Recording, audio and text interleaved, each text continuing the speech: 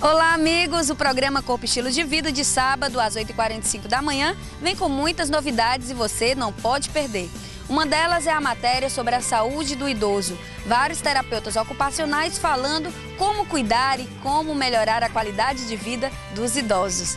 Tem ainda a matéria com o Dr. Nestor, cirurgião plástico, falando sobre beleza. E o Dr. Januário, nosso dermatologista, vai falar sobre depilação a laser. Tudo isso e muito mais no sábado às 8h45 da manhã. Eu te aguardo.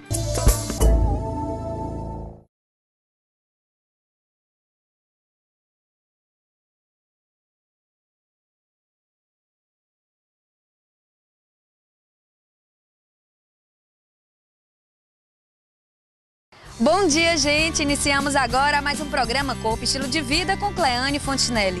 Eu já começo deixando uma mensagem para quem ainda não é doador de sangue.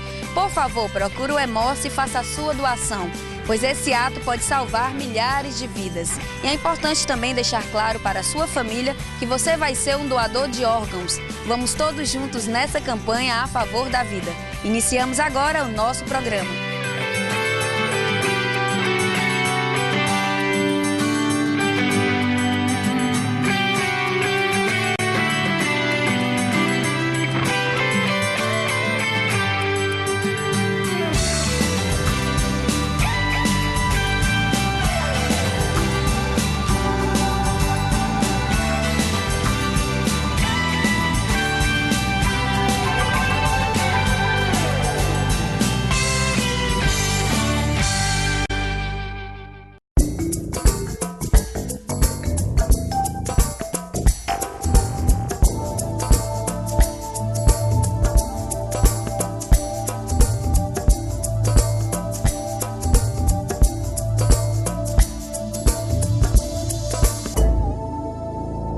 Atenção, mulherada, hoje vamos falar sobre dor pélvica crônica com o nosso ginecologista, Dr. Elmar Pequeno.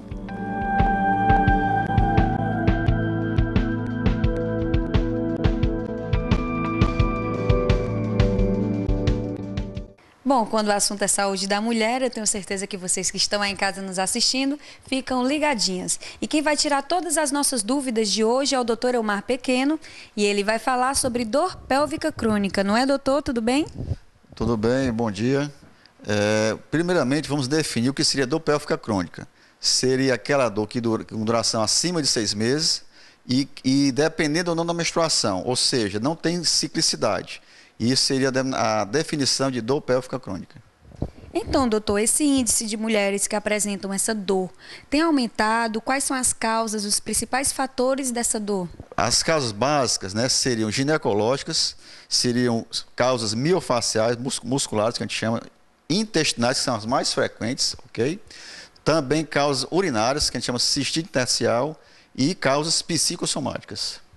E tem aumentado, como eu perguntei agora há pouco, as mulheres reclamam aqui no seu consultório dessa dor presente. E o que pode ser feito para diminuir essas dores? Infelizmente tem aumentado sim, Devido à mulher retardar a maternidade, o que acontece na nossa esfera ginecológica? Aumenta a incidência de endometriose, que seria aquele tecido uterino que cresceria fora do útero, dando dor pélvica crônica e também aderências pélvicas. Pacientes que se operam podem ficar com aderência tecido grudado um no outro. E qual o tratamento? A mulher que está em casa sente aquele desconforto. E qual seria o tratamento ideal para ter uma melhor qualidade de vida e sumir esses sintomas?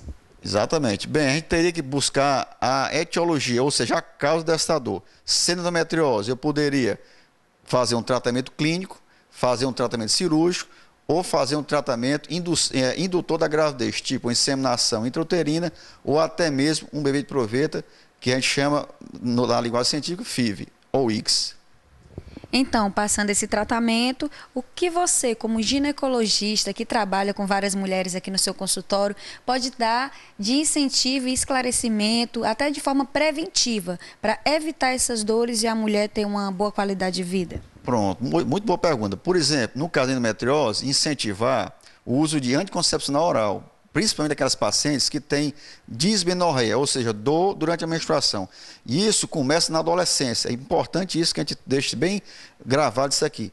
Paciente na adolescente que a dor não melhora com anti-inflamatório, não melhora com anticoncepcional contínuo, pensar em endometriose.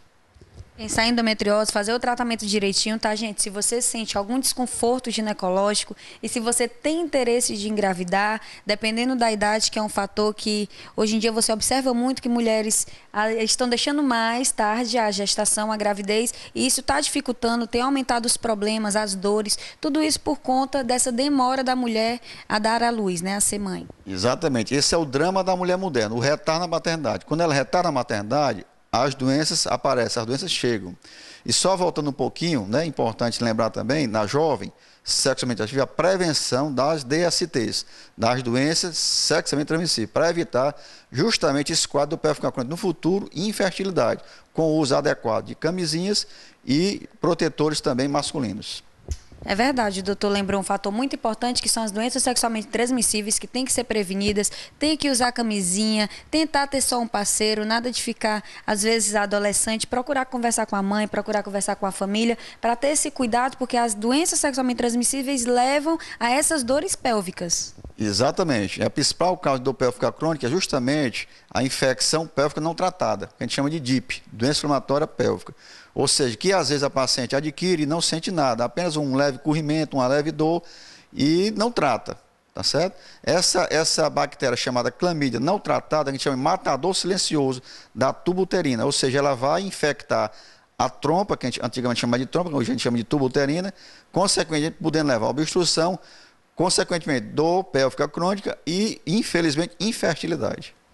Bom, doutor, muito obrigada mais uma vez por você estar aqui no nosso programa, tirando as dúvidas, sempre com temas relacionados à saúde da mulher. Obrigada pela sua participação e até uma próxima oportunidade. O prazer é todo nosso.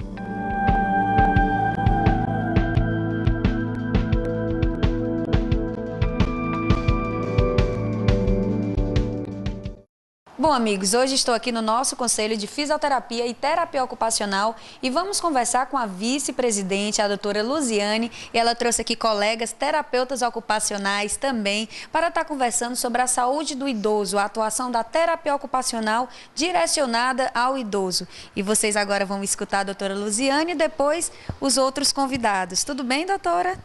Tudo bom, Cleane? Muito obrigada, né, novamente pelo convite. É sempre muito bom estar aqui no Corpo Estilo.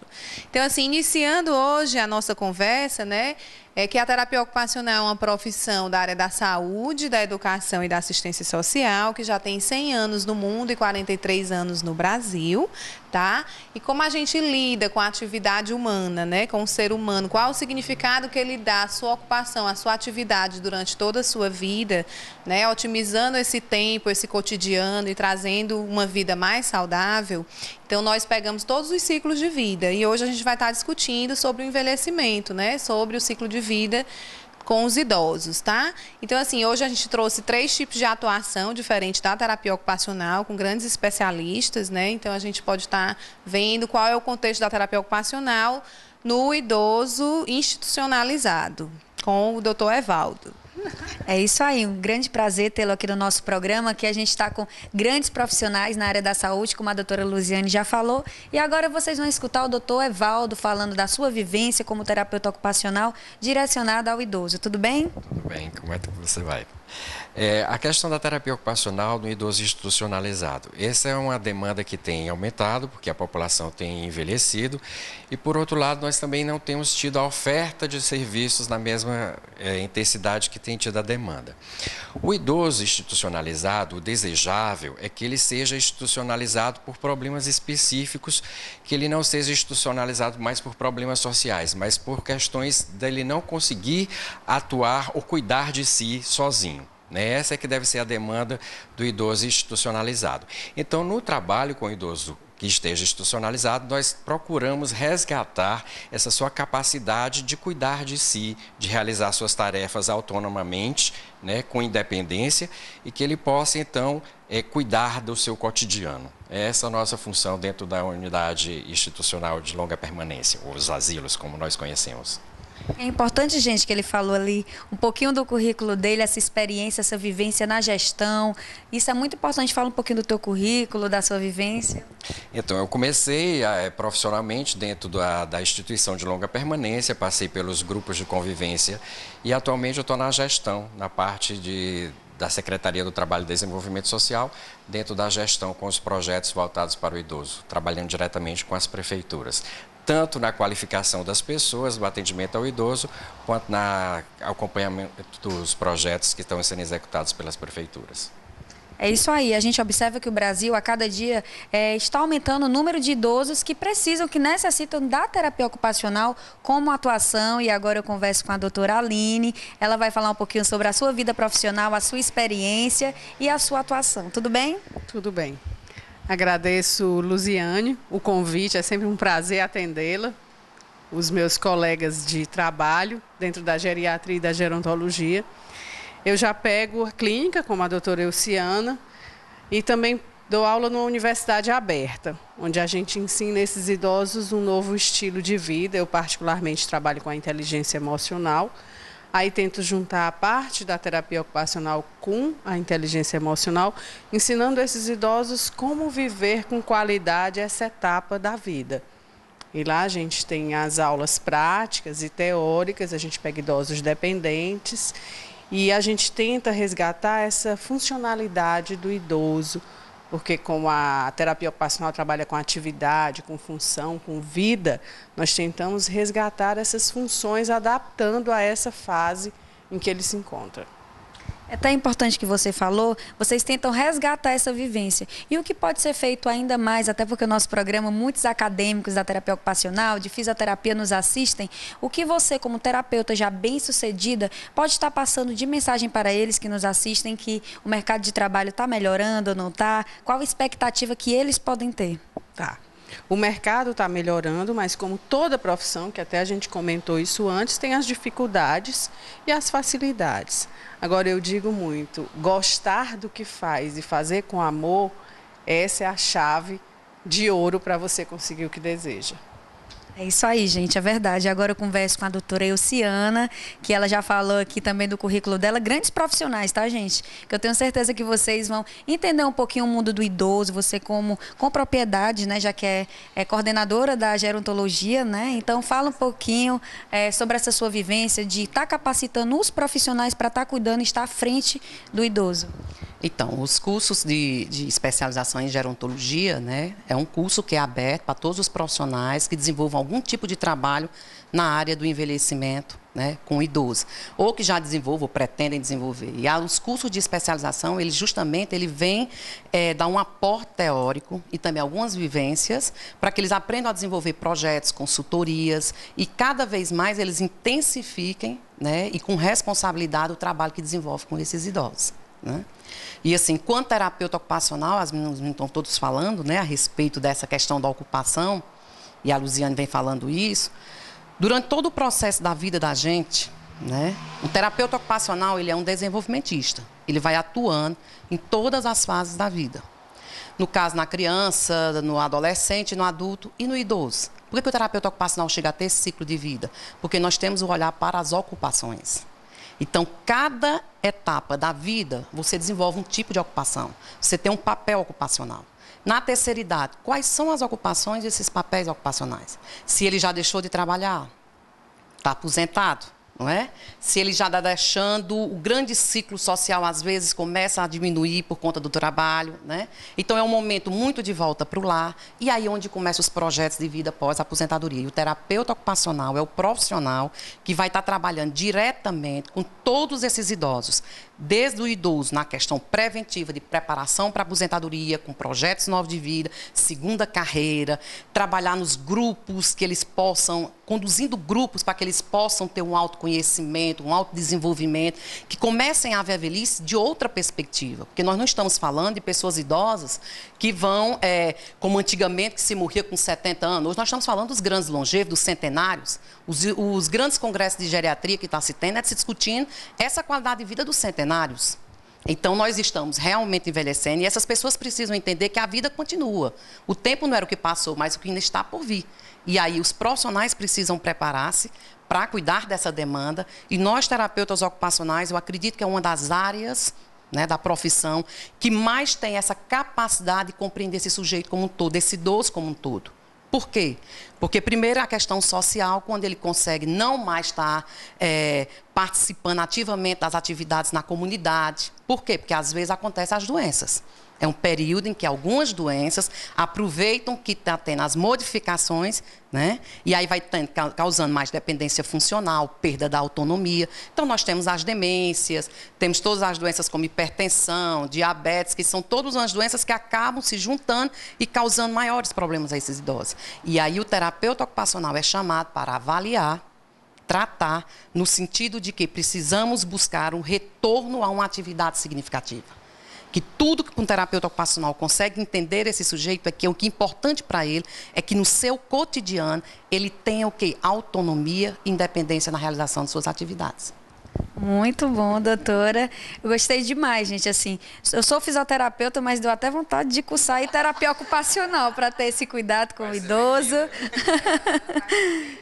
E agora, gente, com a visão da nossa presidente aqui do nosso conselho, de falar um pouquinho sobre essa saúde, a vice-presidente do nosso conselho, né, o CREFITO, falar um pouquinho sobre essa saúde do idoso, a sua visão e a expectativa para quem está em casa nos assistindo, que ainda não fez ainda o vestibular, que talvez esteja desejando ser terapeuta ocupacional ou não, e os estudantes que são acadêmicos de terapia ocupacional, expectativa de NASF, expectativa de estar atuando nas prefeituras, de estar atuando na comunidade. Com certeza, né? Então, assim, para a terapia ocupacional, atualmente nós estamos com um mercado de trabalho muito amplo, né? O ano passado nós fomos aceitos pelo Sistema Único de Assistência Social, né? Um terapeuta ocupacional é um profissional renomado, né? Qualificado para estar atendendo na assistência social e em várias políticas públicas, tanto na Política Nacional de Saúde Mental, na Política Nacional de Saúde do Idoso, da pessoa com deficiência, né? Então, a gente está em todos no Ministério da Educação. Então, assim, atualmente, a carência, você que está em casa, que não sabe o que fazer e tem tendências, tem vontade de querer exercer uma profissão na área da saúde, né? Procure saber bem direitinho o que é terapia ocupacional, porque a nossa carência imediata de 70 mil profissionais. No Brasil, nós não somos nem 16 mil profissionais no Brasil todo.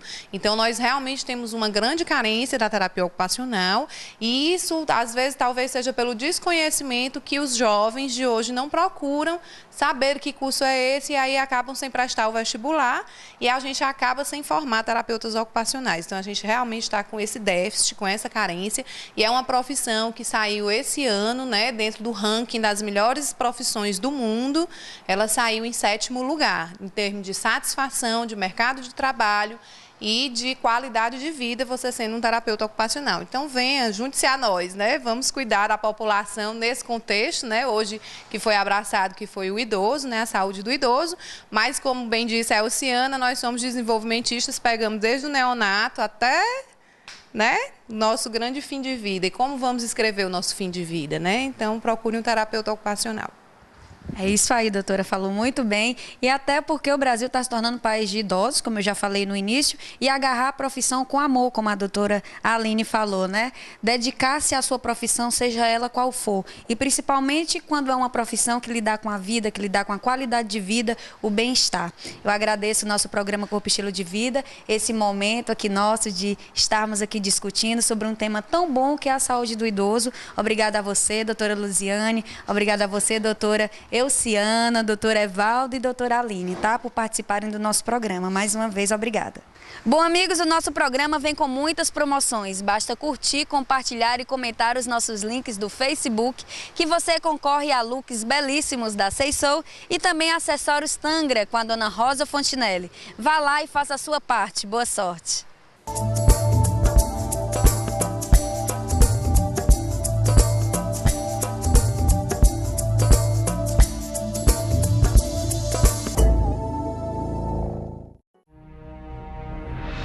Graças à dedicação e conhecimento dos profissionais de fisioterapia, a cada dia buscamos superação.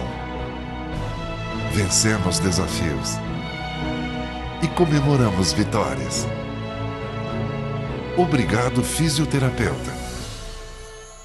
Uma homenagem do Conselho Regional de Fisioterapia e Terapia Ocupacional, 6ª Região, CREFITO 6.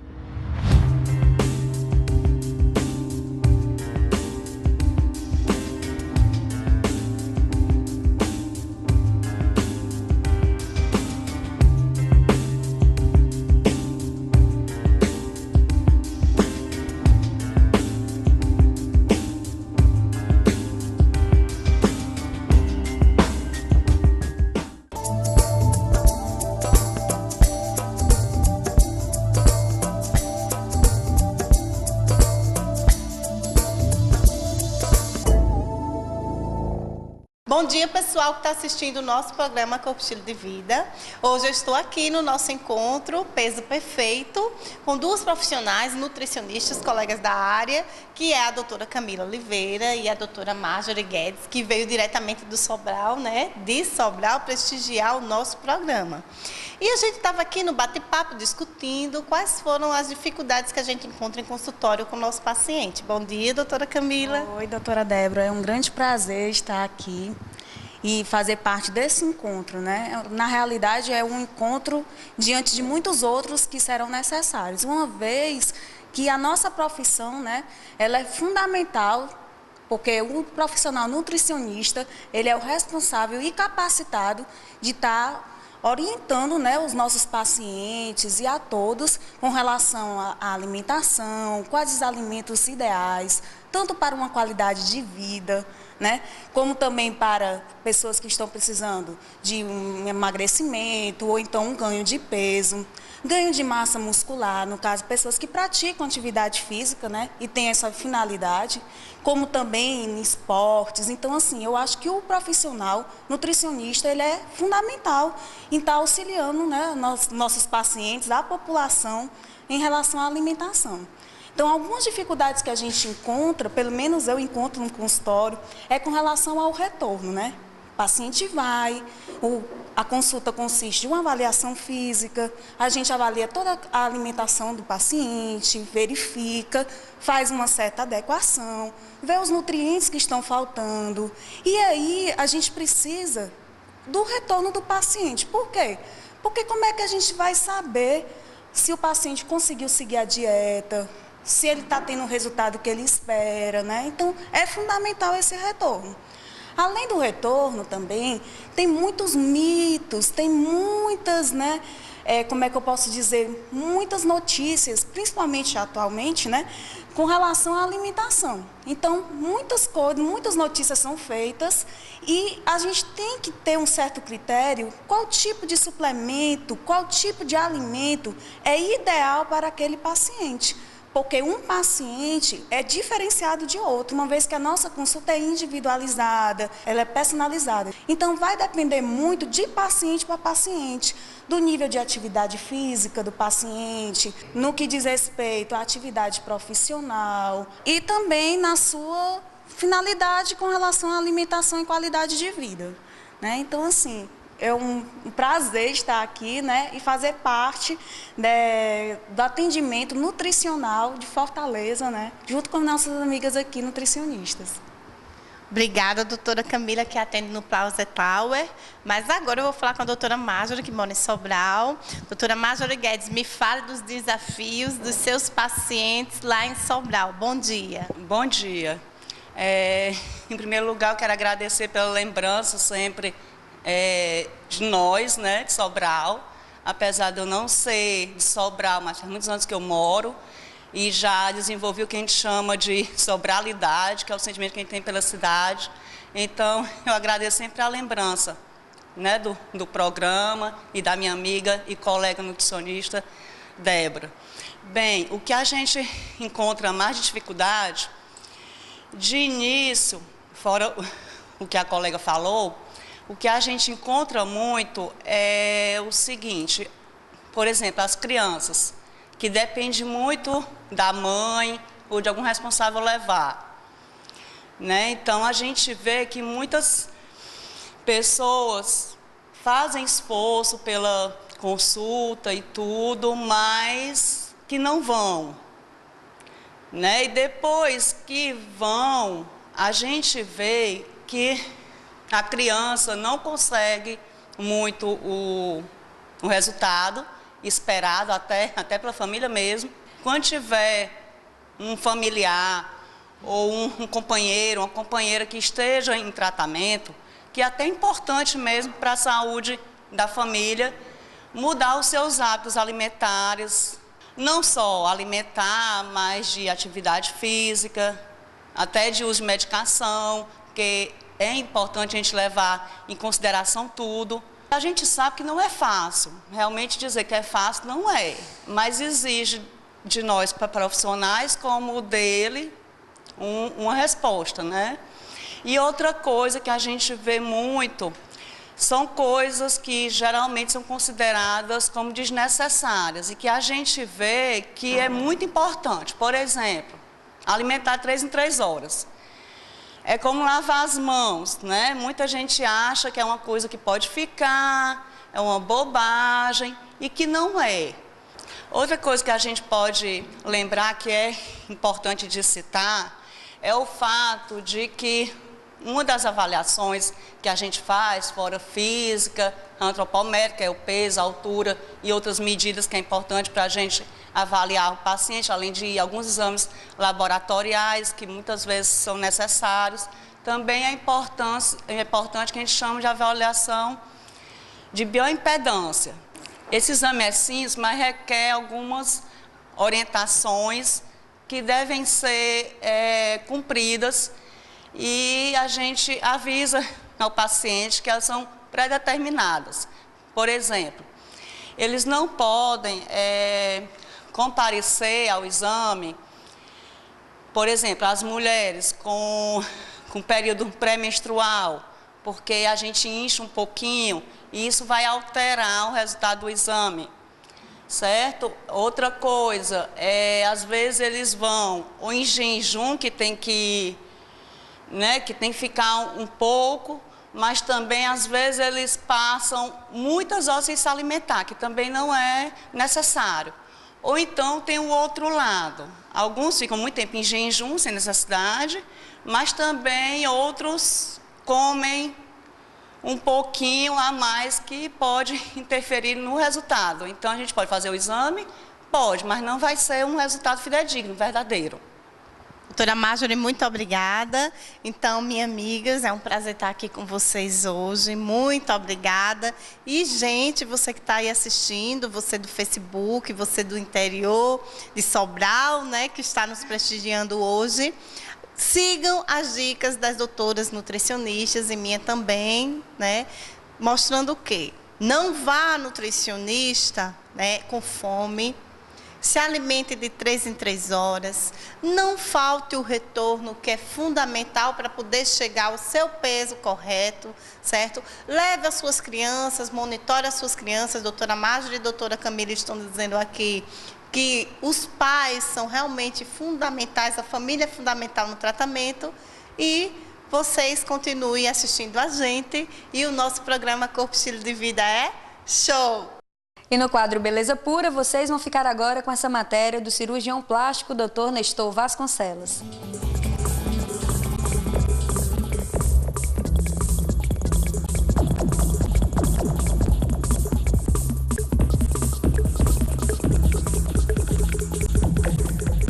Olá, gente! Hoje eu apresento a vocês o Dr. Nestor, que ele é cirurgião plástico e a gente vai conversar sobre um tema bastante polêmico que está aí na mídia, que são as cirurgias plásticas que estão acontecendo de forma errada, com alguns problemas levando a óbito. Não é, doutor? Tudo bem? Bom dia, Cleane. Bom dia ao público aí que está nos assistindo. Realmente a cirurgia plástica tem um tema que é bastante controvertido, que é a lipoaspiração. É um tema que está aí na mídia, porque realmente existem alguns casos de óbito, existem alguns casos realmente que levam a um êxito letal. E é por isso que nós estamos aqui tentando dar algumas informações sobre isso. É isso aí, gente. O nosso programa, toda semana aqui, a gente dando dicas de como ficar bem, com a beleza em alta, mas é necessário alguns cuidados. Por isso que estou aqui ao lado do Dr. Nestor e ele vai falar o que é a cirurgia com segurança, com o sucesso e a mulher ficar bonita e satisfeita. Bem, primeiramente, a lipoaspiração é um dos poucos procedimentos, se não o único, que ele é regulamentado pelo Conselho Federal de Medicina. Nenhum outro procedimento em toda a cirurgia tem uma regulamentação que fala que tem que ser tirado até tanto por cento, no caso de gordura, quanto da área corporal pode ser realizada em lipoaspiração, e isso ocorre com este tema. Este regulamento nos diz que se pode ser retirado até no máximo 5 a 7% do peso corporal de gordura e no máximo 40% da área corporal pode ser lipoaspirada. Então, quer dizer, já existe uma regulamentação, isso prova que é um tema que é muito concorrido, é um tema que é muito debatido no meio médico, não só no meio da cirurgia plástica. Então, para realizar uma cirurgia com segurança, primeiro é necessário que o paciente esteja em condições de saúde. Os exames são realizados no pré-operatório, exame de uma avaliação cardiológica, exame de sangue, exame de urina, um raio-x do tórax para avaliar a condição pulmonar do paciente. E em alguns casos em que a lipoaspiração está associada a uma plástica de abdômen, você também pede uma ultrassonografia da parede abdominal para averiguar se há presença de hérnias e tudo, que podem concorrer, por exemplo, com uma perfuração. Então, esses são alguns dos procedimentos pré-operatórios. Os pacientes que fazem uso de anticoncepcional, eles devem parar esse uso no mínimo 15 dias antes, o ideal é que seja um mês. Pacientes tabagistas devem parar o hábito do fumo. Pacientes que fazem uso de medicação como sibutramina, que é uma medicação para emagrecimento, também devem evitar pelo menos 15 dias antes. Esse já é um tema que já está bastante debatido, porque são pacientes que podem desenvolver arritmias durante o ato cirúrgico. Então, eles têm que ser realizados com segurança. Outra coisa muito importante, a cirurgia plástica de lipoaspiração não é uma cirurgia de emagrecimento. Ela é uma cirurgia para retirar a gordura localizada. Então, muita gente confunde quando vai a um cirurgião plástico, quer perder ali 10 quilos, 15 quilos numa cirurgia plástica. E o correto é que você peça esse paciente para se consultar com o endocrinologista, com o nutricionista. Ele tem que perder peso primeiramente. E aí ele volta ao cirurgião plástico para fazer o procedimento cirúrgico adequado. Muito bom, doutor. Até senti aí muita segurança, muita firmeza. Já deu vontade de fazer o meu procedimento cirúrgico, mas vamos esperar aí um pouquinho. E, gente, é muito importante um fator que o doutor Nestor falou, de todos esses cuidados que se devem ter. E é importante, doutor, que já há um mês, mais ou menos, acontece algumas polêmicas de algumas pessoas que vão a óbito por conta de uma parada cardíaca ou por conta de... A gente não sabe realmente o que aconteceu, mas com todas essas precauções, toda essa segurança que o senhor acabou de falar aqui no nosso programa, eu tenho certeza que as mulheres que estão em casa nos assistindo, quando procurar um cirurgião plástico, tem que seguir direitinho, corretamente, todas essas orientações para que não tenha nenhum problema e que o sonho tão realizado, né, que é uma cirurgia plástica, não possa se tornar um pesadelo, né? E que seja uma coisa boa para a pessoa. E eu gostaria de perguntar outra coisa muito importante, são o uso da meia, para evitar a formação de êmbolos, de trombo. Você poderia falar que é muito importante. Algumas mulheres ou homens que se submetem à cirurgia não levam, né, a sério o uso das meias. Bem, essas meias, vamos falar num tema mais inteiramente relacionado não só com a meia, mas relacionado ao transoperatório e ao pós-operatório. O paciente que vai submeter ao procedimento já na sala de cirurgia, ele usa essa meia que você está falando, a meia de média compressão. São meias que, em contatos com os cirurgiões vasculares, a gente aprendeu a usá-las. Hoje é de uso corriqueiro entre os cirurgiões plásticos o uso dessas meias compressivas, mas elas têm que ser complementadas, como, por exemplo, o uso do Clexane. O Clexane é uma substância, um antitrombolítico, ele vai evitar que os pacientes formem êmbolos. Esses êmbolos são um percentual muito alto das causas de êxito letal na cirurgia. A gente acho que vai atentar daqui um pouco a mais sobre esse tema. E o uso também de aparelhos que fazem uma compressão intermitente durante o ato cirúrgico. Isso evita que o sangue, de uma forma mais leiga, ele se acumule nos membros inferiores, na parte venosa, e esse aparelho ele faz a compressão venosa, a compressão dos membros inferiores, faz com que esse sangue circule e evita a formação do êmbolo. Então aí a gente pode citar, nesse momento, 3 atos que diminuem a incidência da formação desses êmbolos, que são o uso dessa meia, que a gente começou, o uso do Clexane e o uso desses compressores dos membros inferiores, para tentar, todos os 3, evitarem a formação de êmbolos que podem concorrer com um êxito letal na possibilidade de isso migrar para o pulmão, por exemplo, ou de formar uma síndrome inflamatória, que é um pulmão de Sarah, outra já são termos mais específicos que a gente pode discutir adiante. É isso aí, gente. Então, nosso programa se preocupa não só com a sua beleza, como também com as precauções e os cuidados que se devem ter quando se realiza uma cirurgia plástica. Doutor Nestor, muito obrigada pela sua participação aqui no nosso programa e espero, né, gente, vê-lo mais vezes, tá? Ok, muito obrigado. Obrigado a vocês.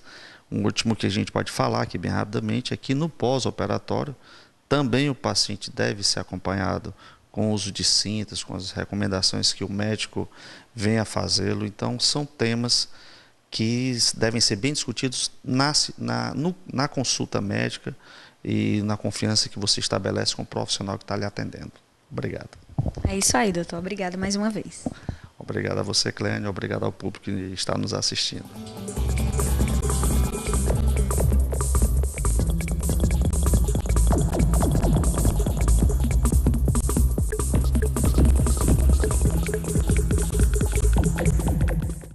Bom, gente, o nosso programa continua se preocupando com a responsabilidade social e é pensando nisso que estamos marcando a consulta para as pessoas que não têm plano de saúde. É só ligar para a nossa produção, deixar o seu nome e a especialidade do médico que você precisa, que o nosso programa vai providenciar, porque o importante é você ter a sua saúde de volta. É só ligar.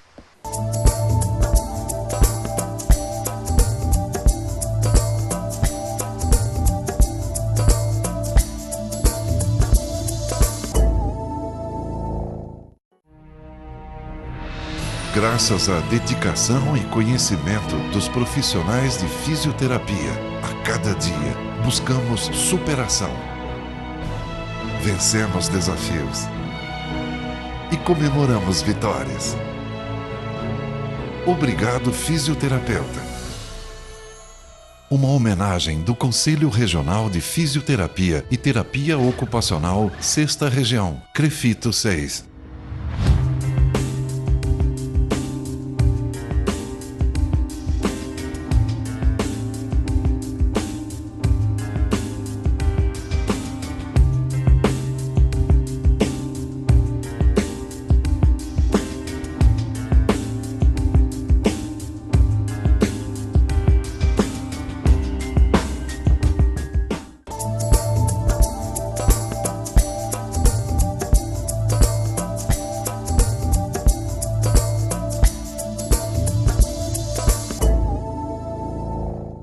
E o nosso assunto de hoje é sobre depilação a laser. E quem vai nos esclarecer sobre o assunto é o nosso dermatologista, Dr. Januário Júnior.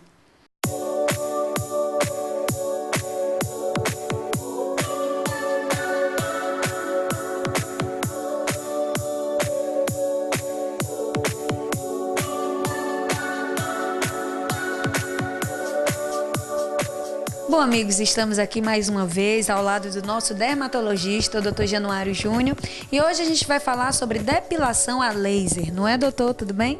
Exatamente, Clênia, tudo ótimo. Prazer aqui estar contribuindo aqui para o programa e fazendo esses esclarecimentos hoje, no caso, sobre depilação a laser. Bom, doutor Januário, como o laser vai agir fisiologicamente na aplicação no paciente ou cliente? Então, Clênia, o princípio através do qual os lasers agem é chamado de fototermólise seletiva. Então é um nome meio complicado, mas significa o quê? É a destruição através do calor de alguma estrutura-alvo, né? Então existem vários tipos de laser com vários comprimentos de onda que vão atingir, né, preferencialmente determinadas estruturas. No caso da depilação a laser, a estrutura-alvo a ser atingida é o pelo, locais do pelo que são responsáveis pelo nascimento, pelo desenvolvimento do pelo. Então tudo vem daí, através dessa destruição seletiva, através do calor das estruturas do pelo. Então, a gente sabe que existem aí algumas verdades e também alguns mitos. As pessoas acham que depilando apenas uma vez, com uma sessão, o pelo vai cessar. E aí, você pode explicar? Então, na verdade, não é bem assim que acontece, né? São necessárias mais sessões, muitas vezes 6 a 8 sessões.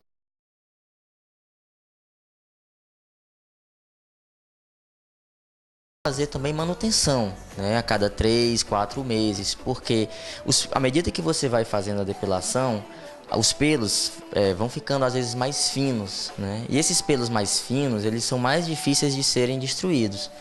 E existe também um outro questionamento, que é o surgimento de novos pelos, né? De alguns pelos que estariam inativos, em um ciclo inativo, digamos assim, entrariam num ciclo de atividade. Então poderiam surgir novos pelos à medida que você vai tratando com laser. Então, decorrentemente disso, na verdade não se pode garantir que você vai zerar totalmente por completo os pelos do paciente, né? Você diminui realmente os pelos, diminuem em densidade, eles ficam mais finos, então isso já satisfaz a grande maioria dos pacientes, mas você não pode garantir que 100% dos pelos vão ser eliminados com certeza, justamente por conta disso, porque esses pelos mais finos e claros são realmente mais difíceis de serem tratados e existe esse questionamento em relação ao surgimento de novos pelos que estariam em estado inativo e poderiam ser ativados depois das aplicações de laser. Então é importante fazer um número de sessões adequado, que às vezes pode chegar até 10 sessões, isso depende muito, né? Uma média de 6, 7 sessões. E com intervalo ali, também dependendo do local onde vai ser feito, né? Às vezes de um mês, em média de um mês, 3 a 4 semanas. Mas muitas vezes é necessário fazer uma manutenção a cada 3, 4 meses, né? Para você ter um resultado satisfatório. Então, assim, as pessoas começam a fazer o tratamento com laser, aí quando chega, realiza umas 6, 7 sessões, como você falou, aí para. Aí depois de um tempo vem novamente para fazer a manutenção e evitar com que esse pelo apareça novamente. Exato. Caso, né, surjam novos pelos que estejam incomodando o paciente, pode ser feita essa manutenção, no caso, a cada 3 meses, para que se obtenha um resultado mais satisfatório. Bom, e é importante ressaltar também as áreas onde podem ser aplicadas. Na axila, no busto, e aí? Qualquer lugar pode aplicar o laser? Na verdade, sim, né? Então, as áreas mais comuns são axilas, né? Região de virilha, dorso, tórax, né? Então, são as áreas mais comuns, mas teoricamente, em tese, qualquer área onde existe pelos pode ser tratada. Contraindicações existem? Sim, existem contraindicações, né? Por isso que é importante o paciente ser avaliado previamente, né? Algumas doenças, alguma infecção ativa no local da depilação, gravidez, né? Enfim, algumas condições que necessitam de uma avaliação prévia que realmente impedem a realização do procedimento. Doutor Januário, muito obrigada por mais uma vez você aqui no nosso programa, sempre trazendo conteúdos esclarecedores e principalmente um assunto que é maravilhoso, né? Que é beleza. Exatamente, Cleane. Inclusive esse tema, né, que é um tema muito comum, um tema já bem consagrado, né, dentro dos temas da estética, né, que é a depilação a laser. E a gente agradece aí mais uma vez a oportunidade, uma satisfação pra gente, né? Estamos aí à disposição. Ok, obrigada. Obrigado.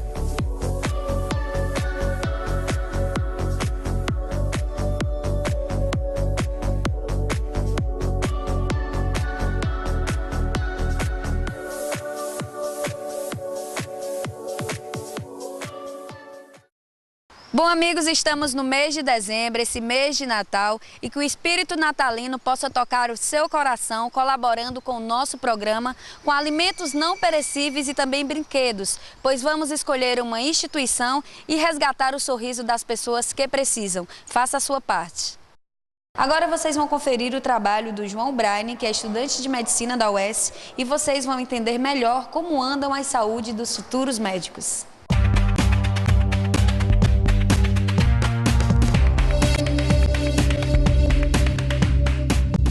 Bom, amigos, estou aqui no Hospital Geral de Fortaleza para falar sobre uma pesquisa que nos chamou muito a atenção. A gente sempre se preocupa em cuidar da saúde de quem nos assiste. E aí, como andam a saúde dos médicos, dos estudantes ainda de medicina? E é por isso que vou conversar com o João Braine, que é acadêmico de medicina, e ele tem uma pesquisa muito interessante nessa área, não é? Tudo bem? Bom dia! Tudo bem. Primeiro prazer, muito obrigado pela oportunidade de estar divulgando a pesquisa. Realmente a gente inicia uma pesquisa na Universidade Estadual do Ceará, uma pesquisa, uma coorte, uma pesquisa que avalia durante 5 anos o retrato da formação médica no Estado. A gente quer ter a percepção de que forma os estudantes estão adoecendo mentalmente, os estudantes de medicina estão adoecendo mentalmente ao longo dos 6 anos da formação médica. Uma pesquisa encampada pela Universidade Estadual do Ceará, mas que a gente tem incursão por todas as outras faculdades. Hoje o Ceará tem 7 escolas de medicina e a gente tem acompanhado um grupo de alunos durante esses 6 anos. Então, João, fala um pouquinho como funciona essa pesquisa, como foi feita, os resultados, se você já tem, para quem está em casa entender um pouquinho melhor. Certo. Essa pesquisa, uma pesquisa começou a partir de uma percepção pessoal, a partir de uma experiência pessoal que eu obtive como aluno do segundo semestre do curso médico, no finalzinho do primeiro ano. Como eu havia explicado anteriormente, nós estávamos, na UES, nós tivemos um período de greve que antecedeu o início das aulas. Portanto, nós tivemos entre o resultado do vestibular e o início das aulas um período de 6 meses aproximadamente. Nesse período, nós tivemos a oportunidade de conversarmos, conhecermos bastante os 40 alunos que formaríamos a nossa turma. E o que me chamou a atenção foi, depois desse primeiro ano de formação, esse primeiro ano de curso de medicina, como estávamos psicologicamente diferentes, assim, qual era a personalidade que estávamos manifestando depois desse primeiro ano de formação.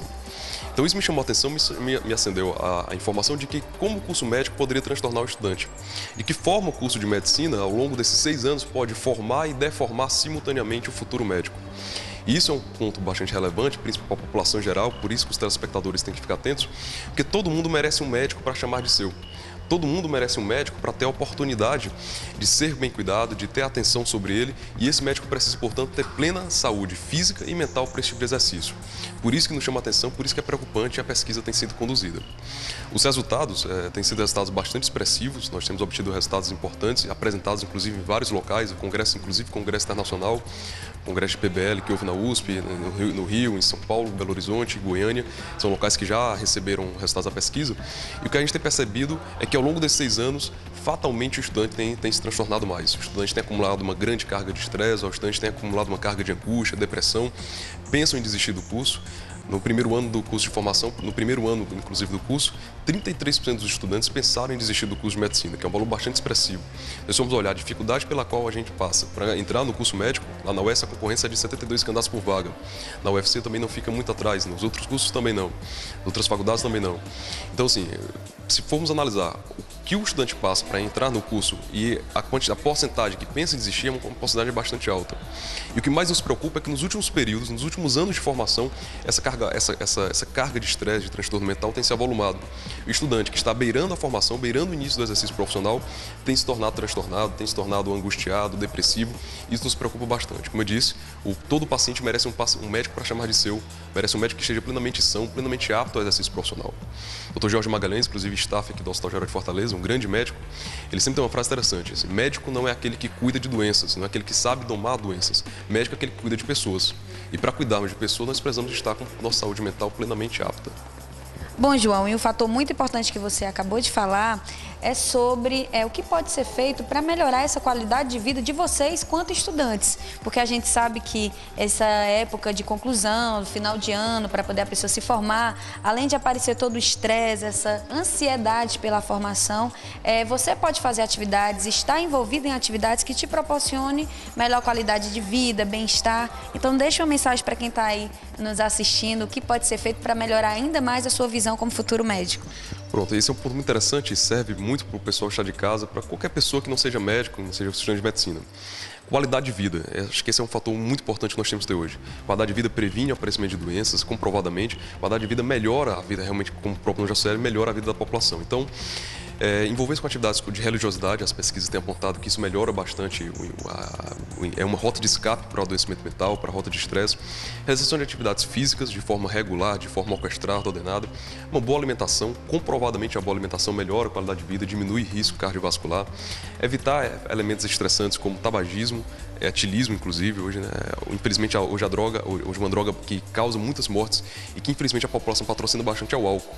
Eu chamo muita atenção para isso. Nós fomos para grandes hospitais, como o HGF e o JF, principalmente, o Hospital Geral de Fortaleza, o Instituto Dr. José Frota, a quantidade de pacientes que perdem a vida por conta do álcool, direto ou indiretamente, é surpreendente.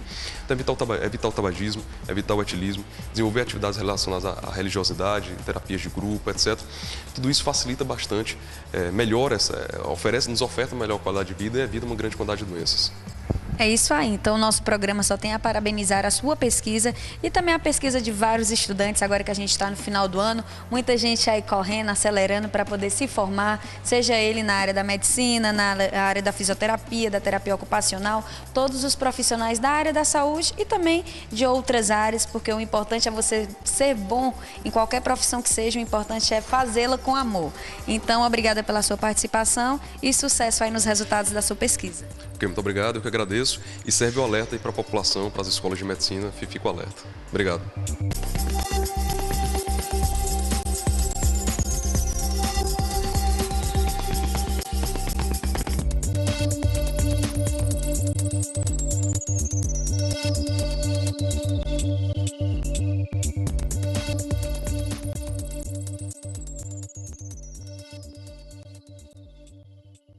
Bom, amigos, o nosso programa chega ao final, mas no próximo sábado, às 8h45 da manhã, aqui na Nordeste TV, afiliada do SBT, nós temos mais um encontro marcado. Eu gostaria de mandar um grande abraço a todas as pessoas que curtem, comentam, compartilham os nossos links nas nossas redes sociais, através do Facebook, do Instagram, e também as pessoas que mandam a sua sugestão através do nosso e-mail. Muito obrigada pelo carinho e a audiência de todos vocês, pois eu costumo dizer que o nosso sucesso é o carinho e a sua audiência. Muito obrigada e até o próximo sábado, se Deus quiser.